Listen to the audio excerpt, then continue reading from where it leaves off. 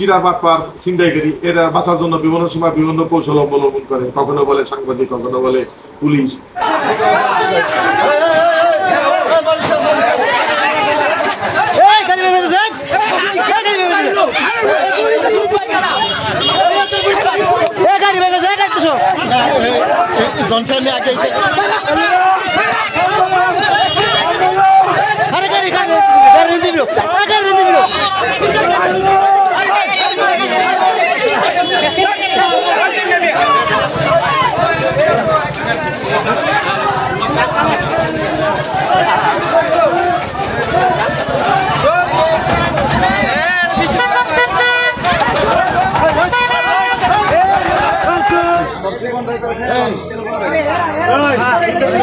আজকে একটি ঘটনা ঘটছে, একজন সন্ত্রাসী ছিনতাইকারী সম্রাট, ওকে আমরা এক সপ্তাহ আগে গ্রেপ্তার করে পাঠাই।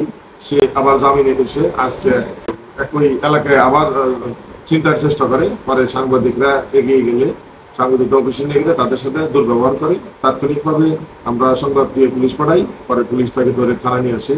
চিরা বাটপার ছিনতাইকারী এরা বাঁচার জন্য বিভিন্ন সময় বিভিন্ন কৌশল অবলম্বন করে, কখনো বলে সাংবাদিক, কখনো বলে পুলিশ। এভাবে পাবলিককে ভয় টয় দেখিয়ে তাদের জিনিসপত্র হাতিয়ে নেয়। এটা তো প্রফেশনাল ছিনতাইকারী। এটা এক সপ্তাহ আগে আমরা তার চালান দিচ্ছি, আবার বেড়ে জামিনে বেড়ে আবার একই কাজে লিপ্ত হয়েছে। যে অবস্থা হয়েছে বহিরূপে সামাজিক অবক্ষয় হয়ে গেছে। এটা সামাজিকভাবে প্রতিরোধ না করলে আসলে পুলিশ দিয়ে নিয়ন্ত্রণ করা খুব কঠিন হয়ে গেছে। আমরা প্রতি রাত্রে 14টা-15টা টিম কাজ করে, এর ফাঁক দেও মানে যখন যেখানে পায় সুযোগ মতো চিন্তাই করে। আমরা সর্বাত্মক চেষ্টা করতেছি, এই চেষ্টা অব্যাহত থাকবে। RICL TMX, যুগের পর যুগ স্থাপনা থাকে মজবুত। নিউটন থেকে ঘুরপড়া লেগে আইছি, এক ছিনতাইকারী রাস্তার মধ্যে আমরা একটা চার্জের ব্যাটারি নিয়ে আইছি। আমার শুরু বাইরে আজকে ব্যাটারি লাগে মাইর দূর করে প্রশাসনের পরিচয় দিতেছে, এখন ওই যে লিটন কার সাংবাদিক অফিসের পরিচয় দিতেছে। সাংবাদিক অফিসের সদস্য নাকি আমি পরিচারের লোক। এর আগে আরো 2-3টা কাম করছে, লিস্কা মোবাইল লাগিয়ে দিছে, টিয়া পয়সা লাগিয়ে দিছে।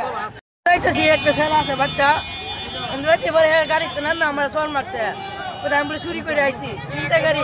আমি কিছু গুরুস্থানের বেটি কে চুরি করে আইস, পরে এলো আইছি, পরে আমার ঠাস কানের মাঝে চল মারছে।